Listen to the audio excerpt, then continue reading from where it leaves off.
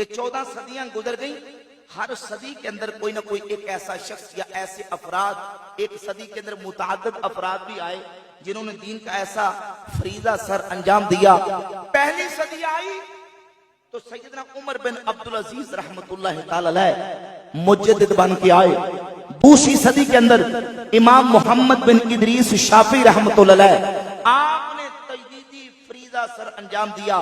تیسری صدی کے اندر امام ابو الحسن اشعری رحمت اللہ علیہ مجدد بن کے آئے۔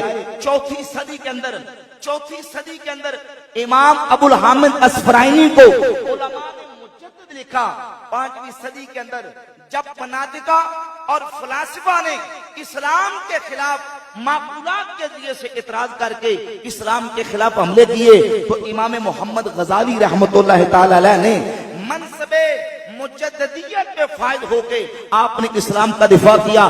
چھٹی صدی آئی، امام فخر الدین رازی رحمت اللہ علیہ نے علم فلسفہ اور منطق کے ذریعے سے اسلام مخالف قوتوں کا بڑی آپ نے جرأت مندی کے ساتھ آپ نے ان کا مقابلہ کیا۔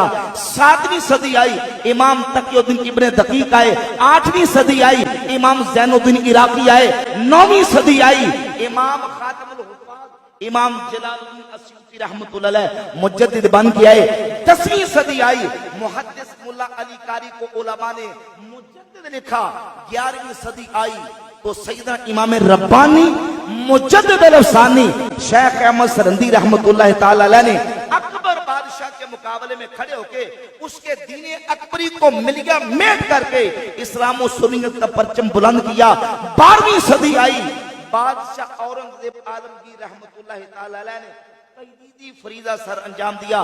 13ویں صدی کے اندر شاہ عبدالعزیز صاحب محدث سے دہلی رحمت اللہ علیہ نے دشمنان صحابہ روافض کا رد کر کے اللہ کے فضل و کرم سے سنیت کا پرچم بلند کیا۔ اور جب 14ویں صدی آئی، عرب و عجم کے علماء پکار اٹھے، شرق والے بولے، غرب والے بولے، شمال و جنوب والے بولے، ہندو عرب والے بولے، اور علماء اہل سنت نے پکار کے کہا 14ویں صدی کے اندر مجددیت کا صحرا اگر کسی سر پہ سجدہ ہے تو وہ امام احمد رضا بریلوی کی ذات ہے۔ شکر خدا کے رضوی رنگت والے ہیں، ہم سنی تو اعلیٰ حضرت والے ہیں۔